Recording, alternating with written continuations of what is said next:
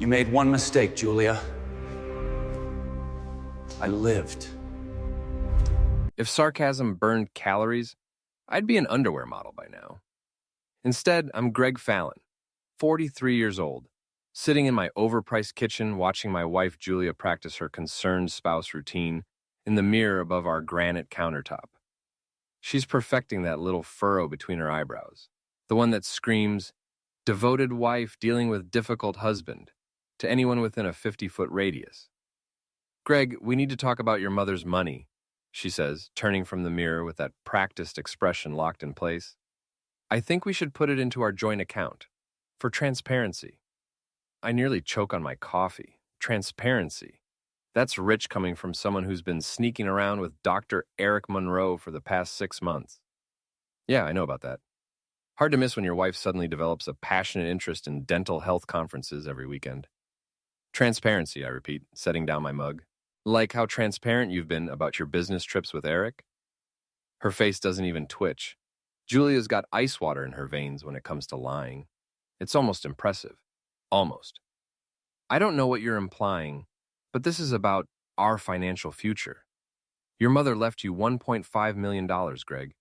That's our retirement, our security. Our security, right. Because the woman who spends $300 on a single dinner at that pretentious French place downtown is really worried about our financial stability. Julia makes 6 figures in marketing, but she burns through money like it's kindling. The money's going into a trust, I tell her. Irrevocable. Already scheduled the meeting with Rita Mendel for tomorrow. Now her mask slips. Just for a second, but I catch it. That flash of pure rage before she recomposes herself into the long-suffering wife again. You can't do that without discussing it with me first.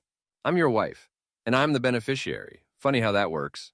She slams her coffee mug down hard enough to crack the granite. If you do this, Greg, I'm leaving. I mean it. I won't stay married to someone who doesn't trust me. I look at her for a long moment, really look at her. The perfect blonde highlights that cost more than most people's car payments. The designer workout clothes she wears to sit around the house. The wedding ring she's been slipping off lately when she thinks I'm not watching. Leave then, I say quietly. The words hang in the air between us like a challenge. Julia's mouth opens and closes a few times, but no sound comes out. I think she expected me to fold, to beg her to stay, to hand over my mother's legacy just to keep the peace. Instead, I stand up, rinse my mug in the sink, and head for the door. I've got a meeting with my lawyer in an hour. We'll talk when I get back. But we both know we won't. Not really. The lines are drawn now, and Julia's already choosing her side. Rita Mendel's office smells like leather and old money, which is probably the point. She's been the family lawyer since before I was born, handled my parents' wills, and now she's about to make sure Julia never gets her perfectly manicured hands on my inheritance. Irrevocable trust, Rita says, sliding the papers across her mahogany desk. Once you sign this, the money is locked up tight. You can access the interest, but the principal stays put. And your wife? She smiles like a shark. Your wife gets exactly nothing unless you specifically provide for her. Which I won't be doing. Smart man. I've seen too many good people get cleaned out by spouses with expensive tastes and flexible morals. I sign my name with a flourish. Each letter feels like a small victory. When I get home, Julia's sister Tessa is there. Of course she is. Tessa's a nurse, which makes her Julia's go-to enabler for all things medical and dramatic. She's got that same ice blonde hair as Julia, but without the polish.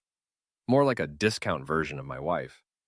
Greg, Tessa jumps up from the couch like I've caught her doing something wrong. Julia told me about your situation. Are you feeling okay? You look tired. I do feel tired, actually. Have for the past few weeks. But I'm not about to discuss my health with someone whose medical advice probably comes from WebMD and wine. I'm fine, Tessa, just dealing with some family business. Julia appears from the kitchen, and I can tell she's been crying. Real tears this time, not the crocodile variety she usually favors. Did you really do it? The trust? Signed and sealed. She crumples into the nearest chair like I've physically struck her. How could you do this to us? There is no us, Julia. There's me, and there's you, and there's Dr. Monroe, but there's no us. Tessa gasps like this is breaking news, but I see the look that passes between the sisters. They both knew I knew. This whole conversation is just theater. I think you should see someone, Tessa says suddenly. About your paranoia. These accusations about Eric, this obsession with the money, it's not healthy, Greg. You know what's not healthy? Having a wife who thinks I'm too stupid to notice when she's screwing around. Greg, Julia's voice cracks with what might actually be genuine emotion. How can you say that? Because it's true, and because I'm done pretending it's not. The next few days pass in a cold war of silence and slammed doors. Julia's barely speaking to me, which is actually an improvement. When she does talk, it's in that wounded, martyred tone she uses when she wants people to feel sorry for her. I'm not sleeping well. Every morning feels like I'm climbing out of quicksand, and my stomach's been churning like a cement mixer. Stress, probably. Divorce will do that to a person. Julia's being extra solicitous about my health, though, bringing me coffee in bed, making sure I eat breakfast, asking if I need anything. It would be sweet if it weren't so completely out of character. You really don't look well, she says, setting down a plate of eggs Benedict that probably cost $40 to make. Maybe you should see Dr. Patterson. Dr. Patterson is our family physician and also one of Julia's tennis partners. I'm sure she'd love nothing more than to have him declare me mentally unfit. I'm fine, I tell her, but the eggs taste weird, metallic, like I'm sucking on pennies. Are you sure? You've been acting so strange lately. The paranoia about Eric, the money obsession. She sits down across from me, all concern and furrowed brows. I'm worried about you. Right, she's worried about me the same way a shark worries about an injured swimmer. But I eat the eggs anyway because I'm hungry and because fighting takes energy I don't seem to have anymore. Everything tastes like metal and sadness. That night I wake up feeling like someone's filled my veins with concrete. The room spins when I try to sit up, and there's a taste in my mouth like I've been licking batteries. Julia, I call out, but my voice sounds weird, slurred. She appears in the doorway, backlit by the hallway light, and for a second she looks almost ghostly. What's wrong? I don't feel right. Something's wrong. She moves closer and I can see her face now. She looks concerned, but there's something else there. Something that might be satisfaction. Should I call an ambulance? The question hangs in the air, and I realize with crystal clarity that this is not a concerned wife asking if her husband needs help. This is someone who's already made up her mind about what happens next. Yes, I manage to whisper because what else can I say? But as the room starts to fade around the edges, I hear her on the phone with emergency and her voice is different, panicked, theatrical. My husband is having some kind of breakdown, she's saying.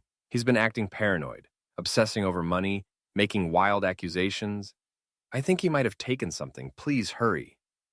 The last thing I see before everything goes black is Julia standing in the doorway, phone pressed to her ear, and that look on her face isn't concern at all. It's relief.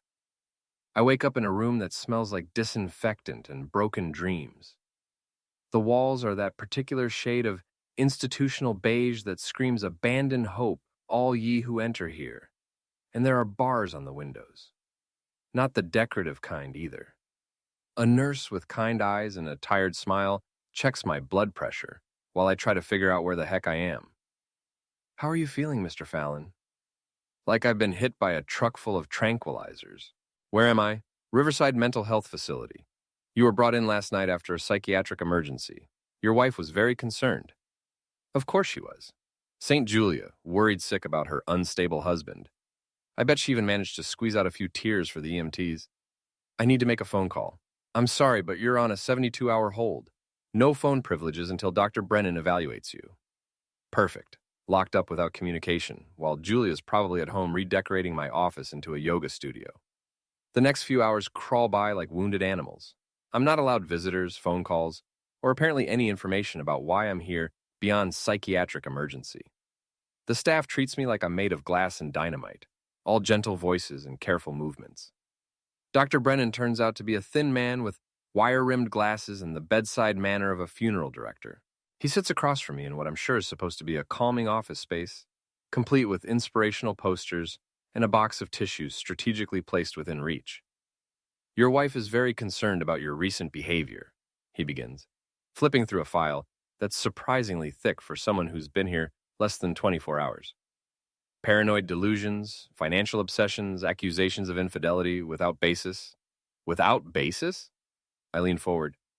Did she show you photos of her hotel receipts? Because I've got plenty. He makes a note. Probably something about persistent delusions or inability to accept reality. Mr. Fallon, your wife mentioned you've been making wild claims about her relationship with Adora Monroe.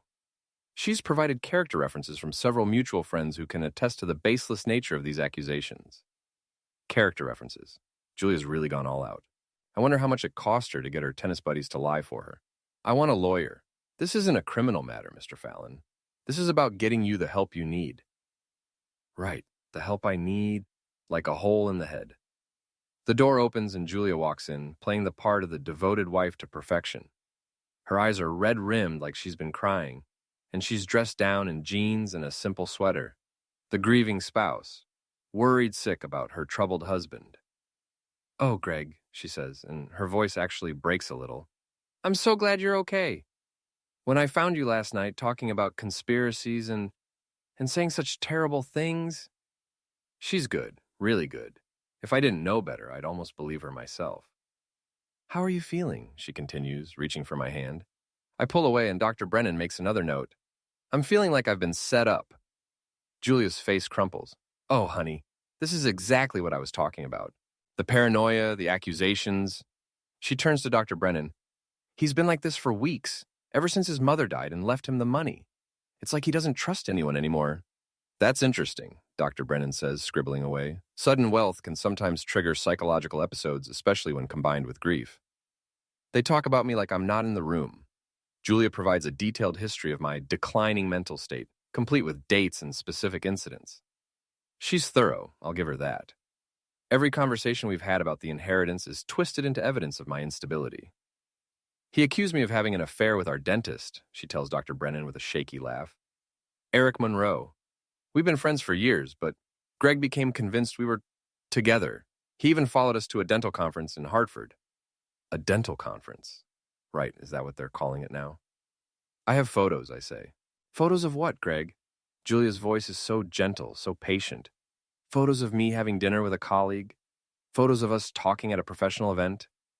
She's right, of course. The photos I have show them together, but nothing explicitly intimate. Nothing that couldn't be explained away as professional or friendship. Julia's too smart to get caught in bed with her boyfriend. She's always been careful about appearances. Dr. Brennan closes the file.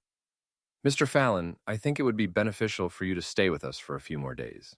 Get some rest. Let us run some tests, make sure there's nothing medical causing these episodes." "I don't want to stay here. I understand, but your wife is concerned about your safety.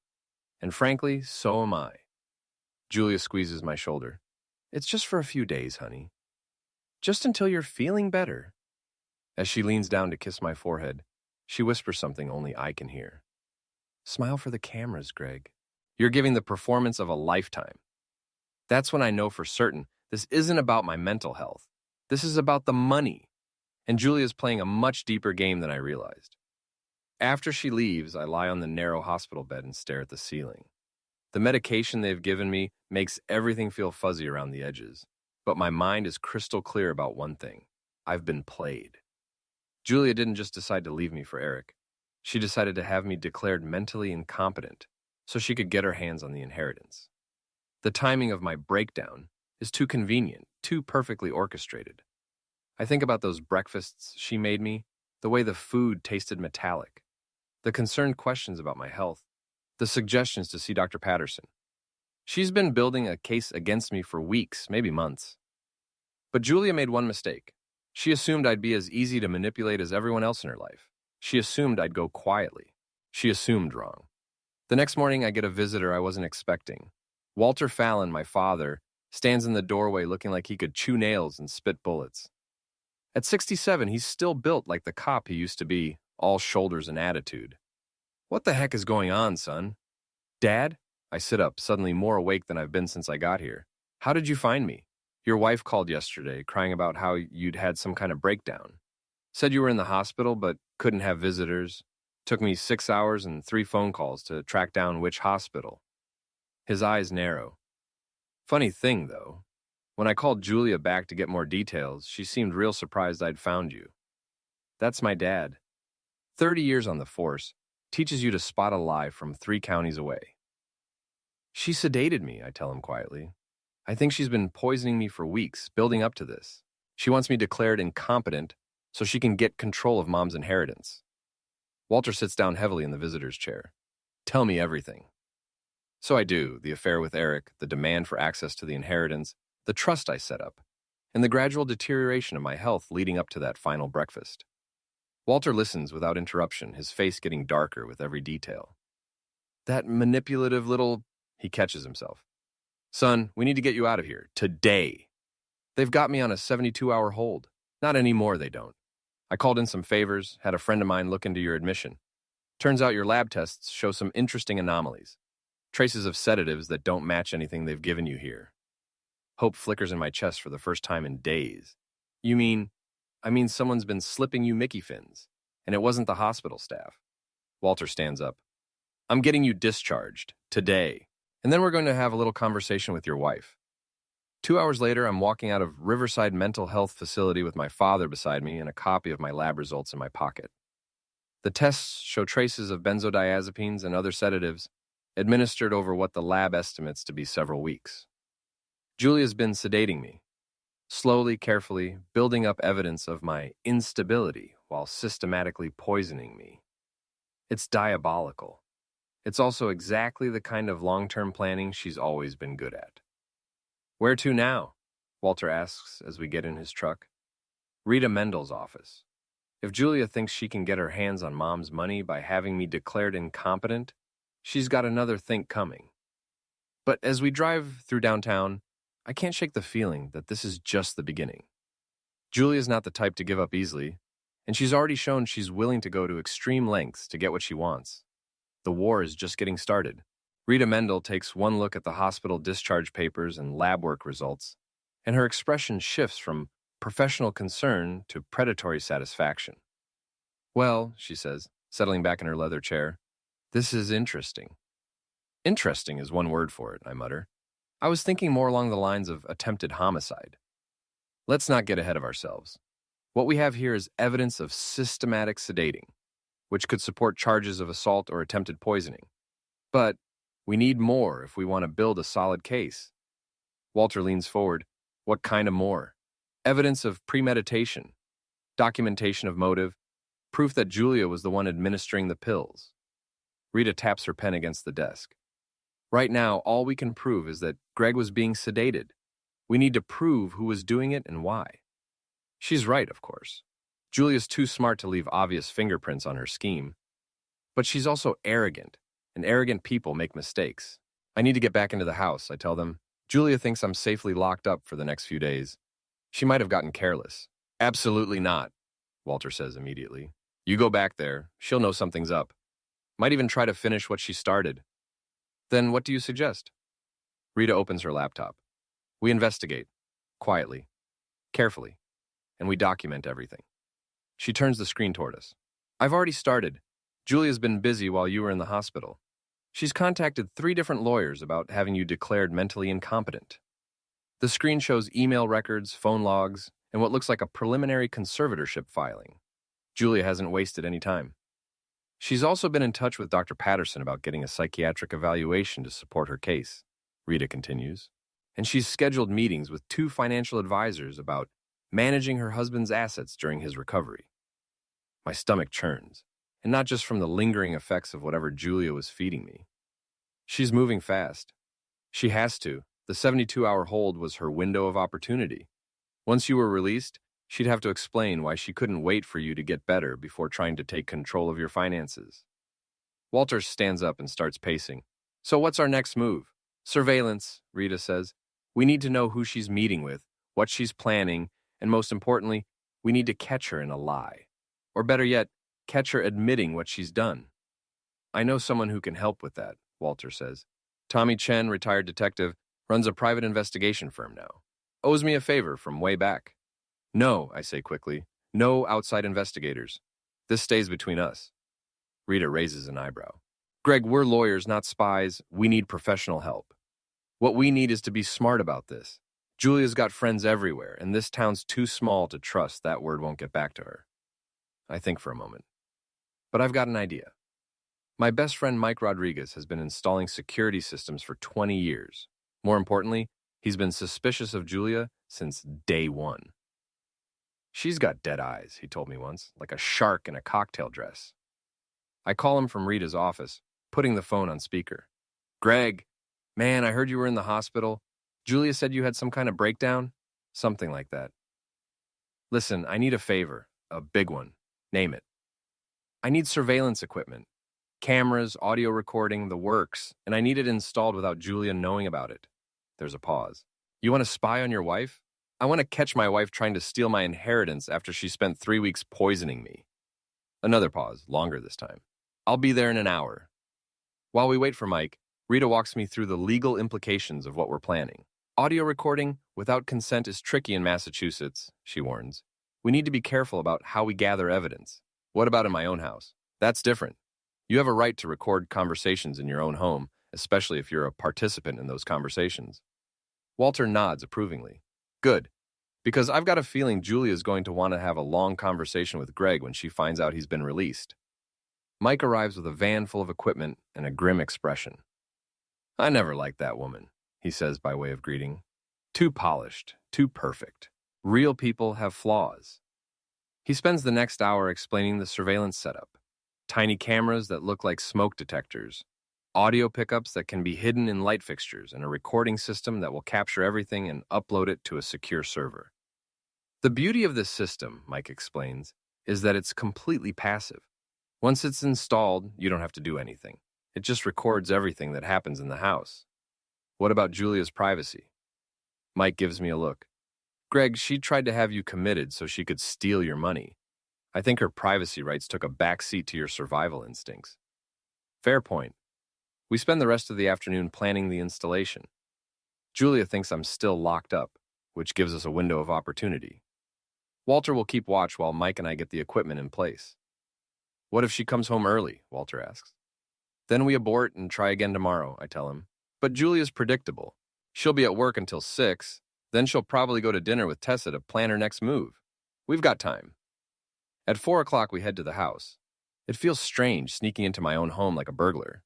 But then, I remember waking up in that hospital room, and the feeling passes. Mike works quickly and efficiently, installing cameras in the living room, kitchen, and Julia's home office. The audio pickups go in the main gathering areas, and the recording system gets hidden in the basement behind the water heater. She'll never find it, Mike assures me. And even if she does, it'll just look like part of the HVAC system. By 5:30, we're done. The house looks exactly the same, but now every conversation, every phone call, every meeting will be recorded and preserved. Now what? Walter asks as we pack up the equipment. Now we wait, I tell him, and we let Julia hang herself with her own rope. But I don't have to wait long. My phone buzzes with a text message from Julia. Heard you were released. We need to talk. I'll be home at 7. I show the message to Walter and Mike. Showtime, Mike says. You sure you're up for this? Walter asks. You've been through heck the past few days. I'm sure, and I am.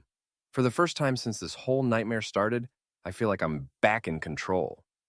Julia thinks she's playing chess while I'm playing checkers. Time to show her how wrong she is. At 6:45, I'm sitting in my living room when Julia's car pulls into the driveway. Through the window, I watch her sit in the car for a few minutes, probably psyching herself up for whatever performance she's about to give. When she finally comes in, she's got her concerned wife mask firmly in place. Greg, thank God you're home. When the hospital called and said you'd been discharged, I was so worried. Are you feeling better? Much better, thanks. Amazing what a little clarity can do. She sits down across from me, and I can practically see the wheels turning in her head. This isn't going according to her script. I've been thinking about what happened, she says carefully. About the things you said, the accusations you made. I know you weren't feeling well, but Greg, we need to address this. Address what exactly? The paranoia, the delusions about Eric and me, the obsession with your mother's money. She leans forward, all concern and compassion. I think you need help. Professional help. You mean like Dr. Patterson? I heard you've been talking to him about me. Her face doesn't change, but I catch a flicker of something in her eyes. Surprise, maybe, or calculation. I was worried about you. I wanted a professional opinion about what might be causing these episodes. Episodes? I lean back in my chair. Is that what we're calling attempted homicide now? Greg, please, you're scaring me. Good. You should be scared.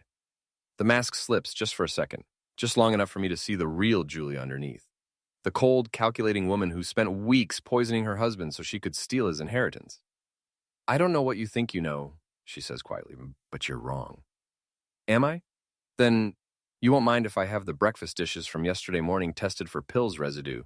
She goes very still. What are you talking about? I'm talking about the benzodiazepines in my lab results, Julia. I'm talking about the systematic sedating that's been going on for weeks.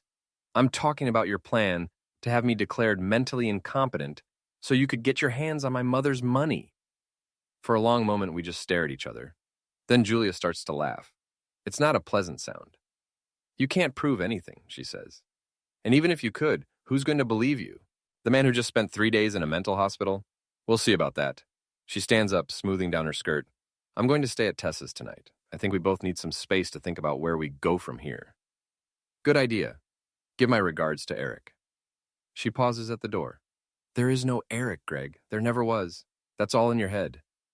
After she leaves, I sit in the quiet house and smile, because everything we just said to each other is now recorded and stored on Mike's secure server, including her admission that she can't prove she wasn't sedating me. It's not a confession, but it's a start. And Julia's made one critical mistake. She thinks this is still her game to control. Tomorrow, I'm going to start showing her just how wrong she is. The next morning brings a surprise I wasn't expecting. There's a process server at my door at 8 a.m., looking apologetic but determined. Gregory Fallon, you're being served with an emergency petition for conservatorship. You have 48 hours to respond. I take the papers with hands that are steadier than they have any right to be. Julia's not wasting time. She's going for the nuclear option. The petition is a masterpiece of creative writing. According to Julia's lawyer, Mark Klein, I'm a danger to myself and others, suffering from paranoid delusions and financial obsession brought on by sudden wealth syndrome and unresolved grief. She's requesting immediate control of all my assets pending a psychiatric evaluation. She's also claiming I threatened her last night. Defendant made statements indicating he might harm petitioner if she didn't comply with his demands regarding marital assets.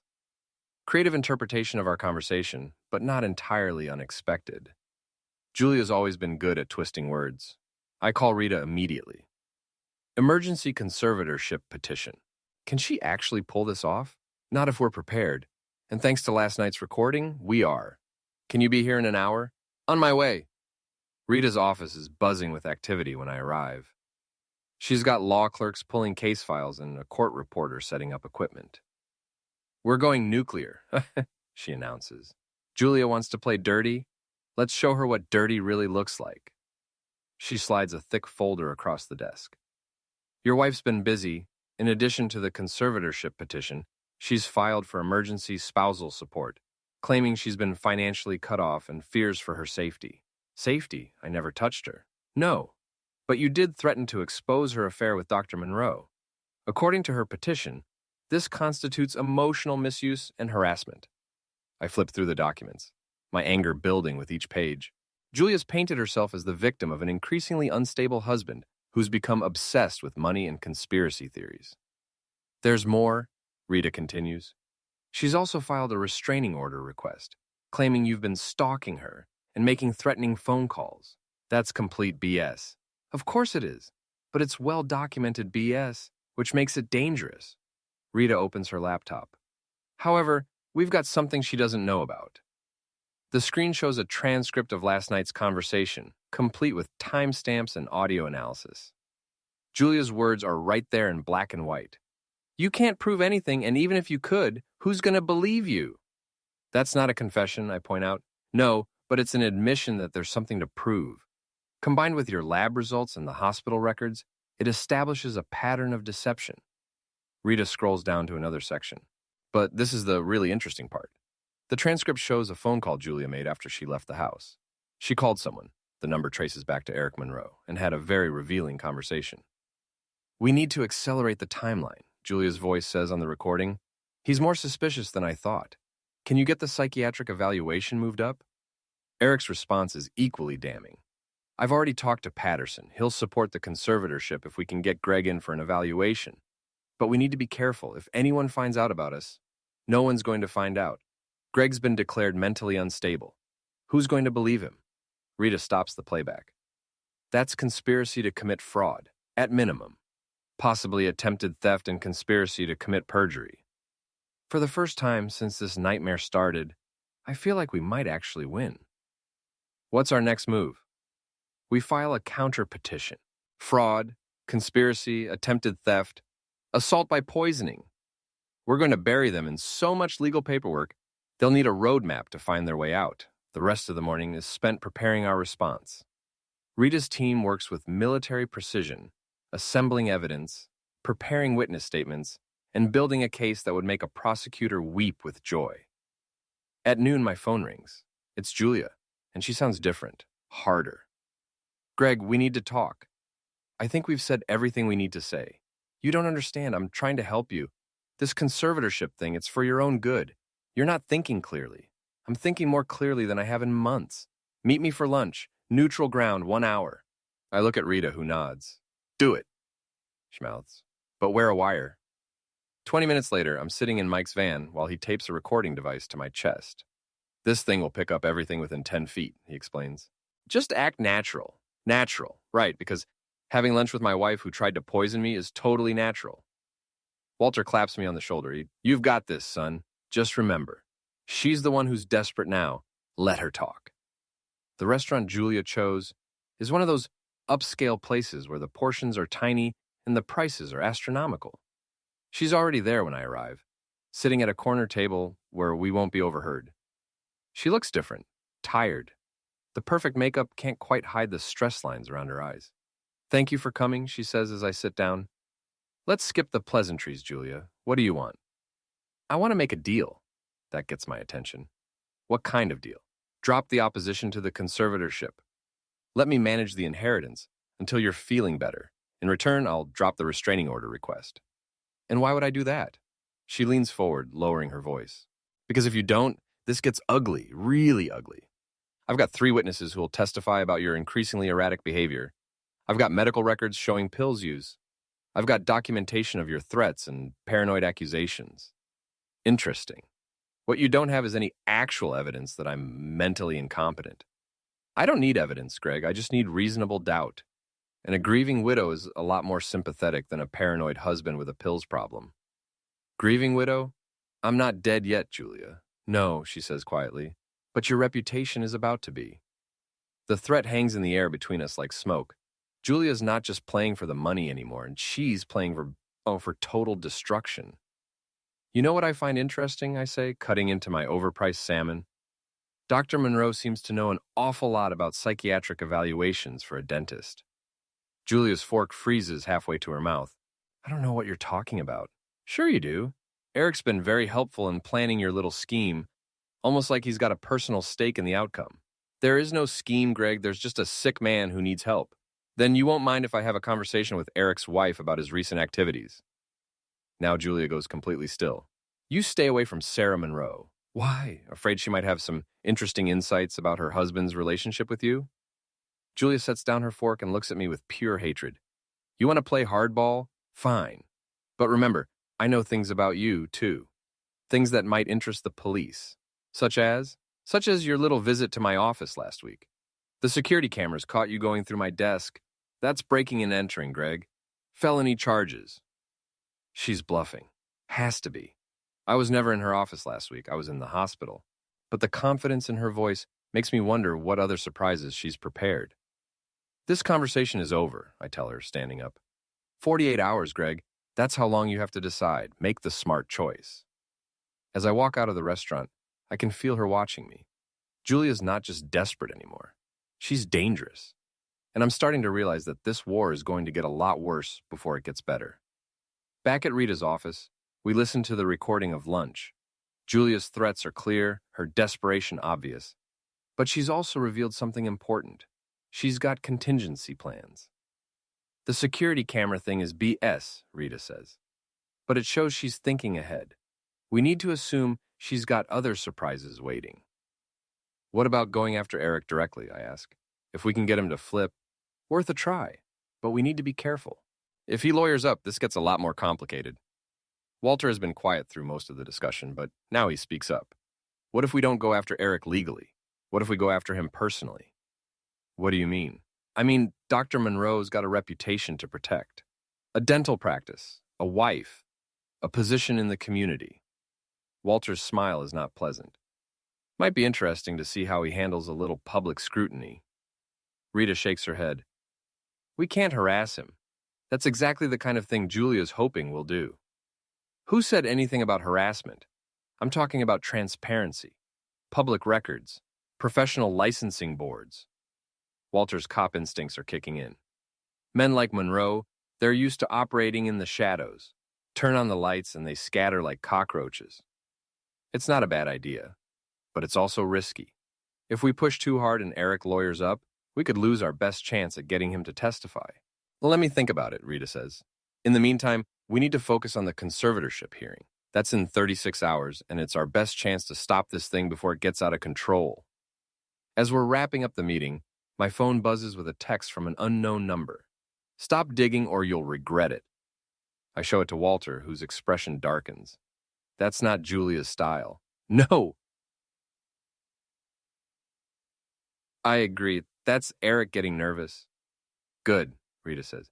Nervous people make mistakes, and we're going to be ready when he does. But as we leave the office, I can't shake the feeling that we're missing something. Julia's too confident, too prepared. She's got something else up her sleeve, and I'm not going to like it when I find out what it is. The war is escalating, and I have a feeling the worst is yet to come. The next morning brings another surprise visitor, but this one I'm actually happy to see. My father stands on the doorstep holding 2 cups of coffee and wearing his "let's get down to business" expression. Time to go on the offensive, he announces, pushing past me into the house. I've been doing some digging on your wife's boyfriend. We sit in the kitchen while Walter spreads out a folder full of documents.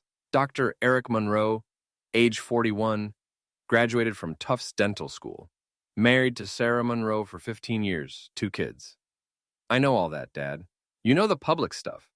You don't know about the 3 malpractice suits that were settled out of court, or the complaint filed with the state dental board about inappropriate conduct with female patients. That gets my attention. Inappropriate how? Overly familiar behavior? Unnecessary physical contact? Making personal comments about patients' appearances? Nothing that stuck, but there's a pattern. Walter flips to another page. There's also some interesting financial information. Monroe's been living way above his means. The dental practice is profitable, but not white Porsche and country club membership profitable. So he's got money problems. Big ones. He owes $200,000 on credit cards. His mortgage is underwater, and he's been borrowing against his practice to maintain his lifestyle. The pieces start falling into place. Eric isn't just sleeping with Julia for fun. He needs her money as much as she wants mine. There's more, Walter continues. I had a conversation with one of Eric's former dental hygienists. Seems the good doctor has a thing for wealthy married women. Julia's not his first affair with a patient. Can we prove that? Working on it. But the hygienist was very chatty once I explained that Eric might be involved in a scheme to defraud a vulnerable patient. My phone rings. It's Rita, and she sounds excited. Greg, you need to get down here right now. We just got a break. 20 minutes later, I'm sitting in Rita's office staring at a stack of financial records that make my head spin. Julia's been busy, Rita explains. In the past 6 months, she's taken out 3 personal loans totaling $50,000. She's also maxed out 4 credit cards and borrowed against her 401k. What's she spending money on? That's the interesting part. Most of it's going to a private investigator named Danny Walsh. He's been conducting what Julia calls research on your mental state and financial competency. The picture gets clearer and uglier. Julia hasn't just been planning to steal my inheritance. She's been building a case against me for months. Walsh specializes in matrimonial investigations, Rita continues. Background checks, financial analysis, and psychological profiling.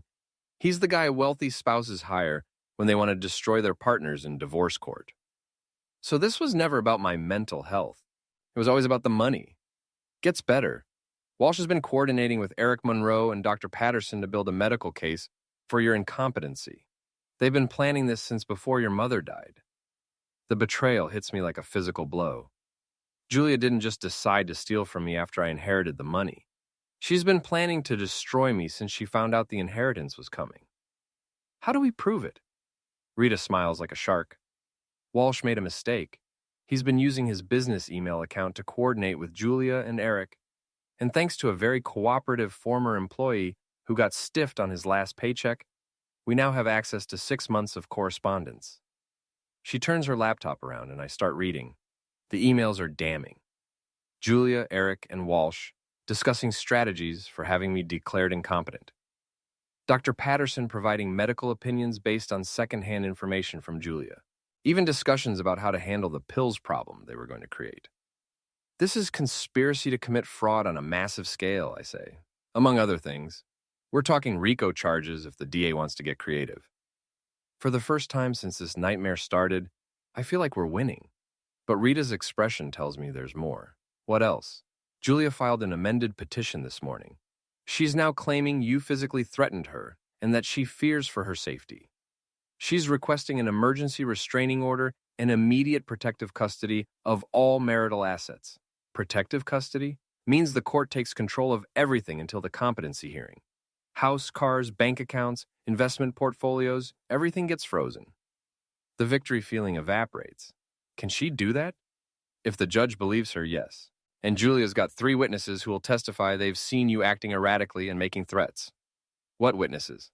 Her sister Tessa, Dr. Patterson, and interestingly enough, Danny Walsh himself. Of course. Julia's private investigator is now going to testify as a witness to my instability, the same man she's been paying to build a case against me.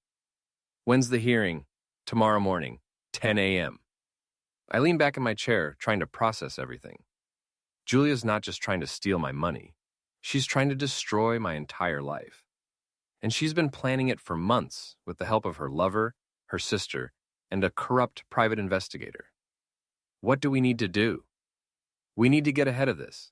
File criminal charges against all of them before they can spin this as a domestic dispute. Can we do that? With the evidence we have? Absolutely. But we need to move fast. The next few hours are a blur of activity. Rita and her team prepare criminal complaints while Walter and I gather additional evidence. Mike installs more surveillance equipment, this time in my car and office. By evening, we're as ready as we can be. But I can't shake the feeling that Julia's still got surprises waiting. That feeling proves correct when my doorbell rings at 9 p.m. It's not Julia this time. It's 2 police officers, and they don't look friendly. Gregory Fallon, you're under arrest for making terroristic threats in violation of a restraining order. What restraining order?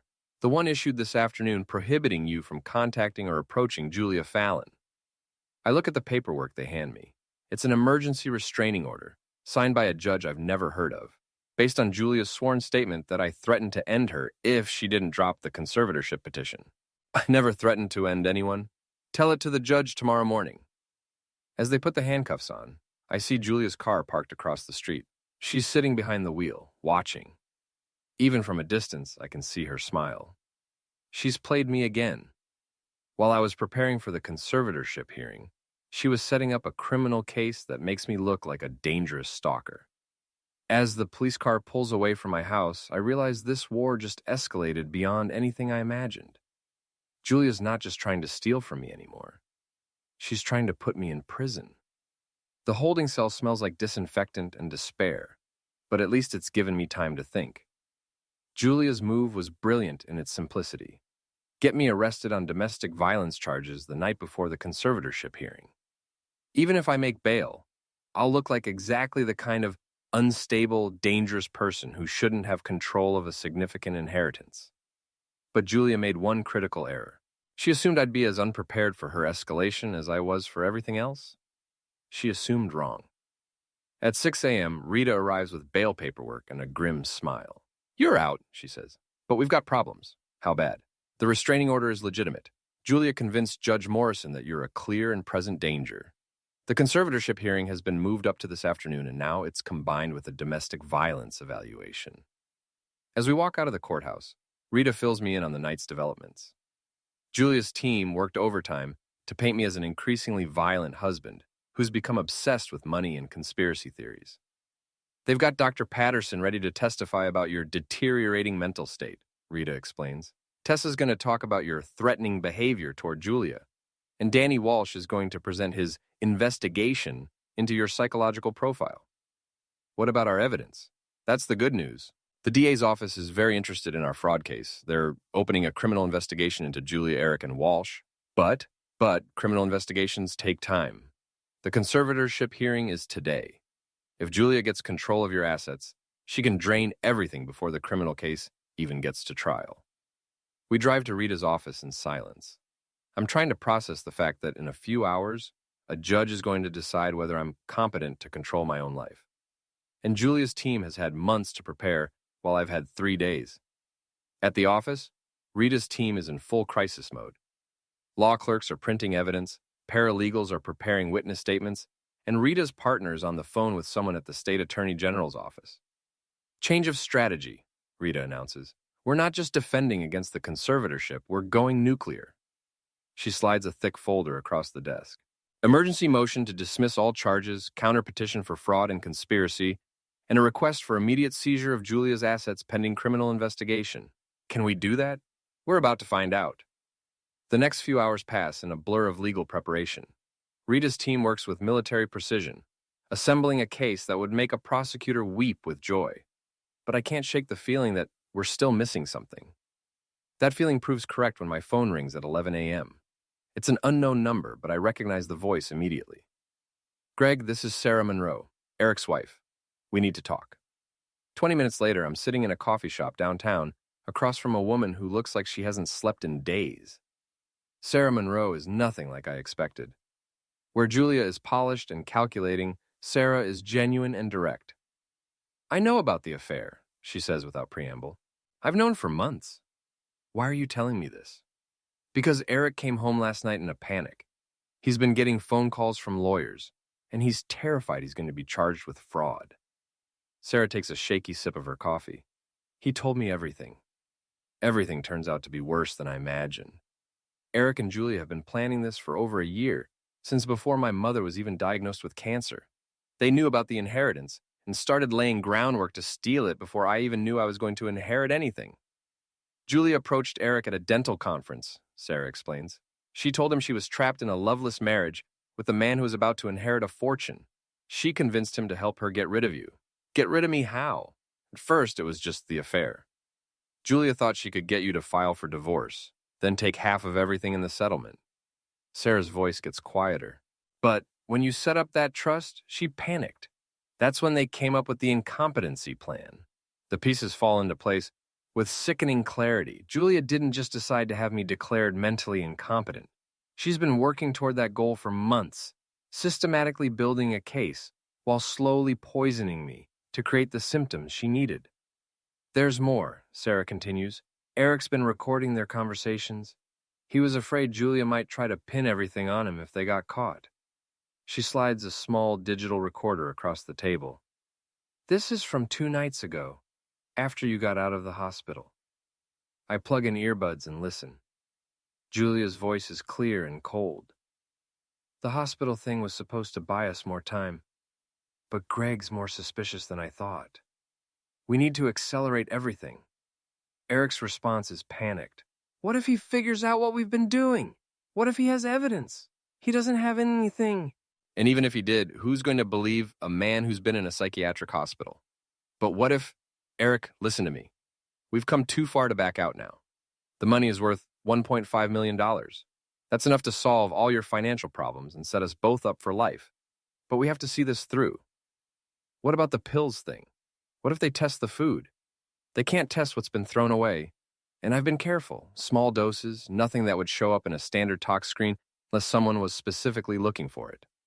It's a full confession, recorded by her own co-conspirator. Julia admitting to poisoning me, admitting to the conspiracy, admitting that the entire thing was premeditated. Why are you giving this to me? I asked Sarah. Because I'm not going to let my husband destroy 2 families for money. Her voice is steady, but I can see tears in her eyes. Eric's made his choices, but I won't be part of this. I take the recorder and Sarah's contact information. As she's leaving, she turns back. There's one more thing. Julia's planning something for today. Eric wouldn't tell me what, but he's been making phone calls to someone named Walsh about the final phase. The final phase. Whatever Julia's got planned, it's happening at the conservatorship hearing. I call Rita immediately. We need to meet, right now. And we need to get this recording to the DA's office before the hearing. What recording? The one where Julia confesses to everything. 2 hours later, we're sitting in the courthouse waiting room with a team of prosecutors, FBI agents, and what looks like half the Massachusetts Attorney General's office. The recording has changed everything. We're moving forward with criminal charges, the lead prosecutor explains. Conspiracy to commit fraud, assault by poisoning, perjury, and about 6 other felonies. But we need to coordinate with the civil hearing. Rita nods. Julia's team doesn't know we have this. They're going to walk into that courtroom expecting to steamroll Greg with their prepared testimony. Let them, the prosecutor says. The more lies they tell under oath, the stronger our criminal case becomes. At 2 p.m., we walk into the courtroom. Julia's team is already there, looking confident and prepared. Julia sits at the plaintiff's table in a conservative blue suit, playing the role of the concerned wife to perfection. Eric is in the gallery, looking nervous. Tessa sits beside him, along with Dr. Patterson and Danny Walsh. They all look like they're attending a funeral. In a way, they are. Judge Harrison calls the hearing to order, and Julia's lawyer stands to present their case. For the next hour, I listen to a carefully constructed fiction about my mental deterioration, my violent tendencies, and my obsession with money and conspiracy theories. Patterson testifies about my paranoid delusions and increasingly erratic behavior. Tessa describes my threatening phone calls and aggressive confrontations with Julia. Danny Walsh presents his professional assessment of my psychological state. It's all very convincing. If I didn't know better, I'd think I was dangerous too. Then Rita stands up for our response. Your Honor, before we present our defense, I'd like to play a recording that was provided to us this morning by Mrs. Sarah Monroe. The prosecutor nods to the bailiff, who sets up the audio equipment.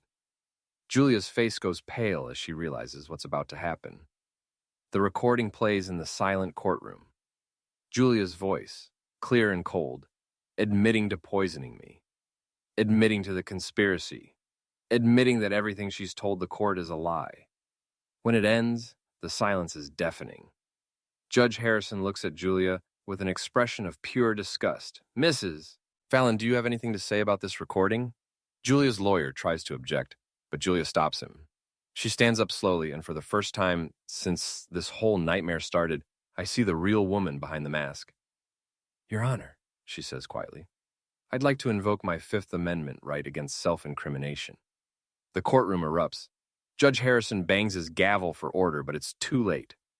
Julia's just admitted guilt in front of a room full of witnesses. This hearing is adjourned, Judge Harrison announces. The conservatorship petition is denied. Mr. Fallon, you have my apologies for what you've been put through. As the bailiff places Julia under arrest, she looks at me one last time. The mask is completely gone now. What I see in her eyes isn't anger or regret. It's pure hatred. This isn't over, she says as they lead her away in handcuffs. But she's wrong. It is over. Eric is arrested as he tries to leave the courtroom. Tessa is taken into custody for her role in the poisoning. Dr. Patterson and Danny Walsh are led away by federal agents. In the space of 2 hours, Julia's entire conspiracy has collapsed. 6 months later, I'm sitting in my kitchen reading the newspaper coverage of Julia's sentencing. 5 to 7 years for conspiracy to commit fraud. Eric got 3 to 5 for his cooperation. Tessa lost her nursing license and got 2 years probation. The house is quiet now, peaceful. I've had the locks changed, the surveillance equipment removed, and every trace of Julia's presence erased. My phone rings. It's Rita, calling with news about the civil suit. Julia's assets have been liquidated to pay restitution, she reports. You're getting back every penny you spent on legal fees, plus damages for pain and suffering. What about the inheritance? Still safely locked up in the trust, exactly where it belongs. After I hang up, I pour myself a cup of coffee and walk out to the back patio. It's a beautiful morning, and for the first time in months, I feel like I can actually enjoy it. Julia thought she could destroy me with lies and manipulation. She thought she could steal my inheritance and my life while I was too sedated and confused to fight back. She thought wrong. Some battles are won with strength. Some are won with intelligence, but the best battles are won by simply refusing to give up, no matter how dark things get. Julia learned that lesson the hard way, and I learned something too. Never underestimate a desperate person's capacity for evil, but also never underestimate the power of truth when it finally comes to light. The war is over. I won.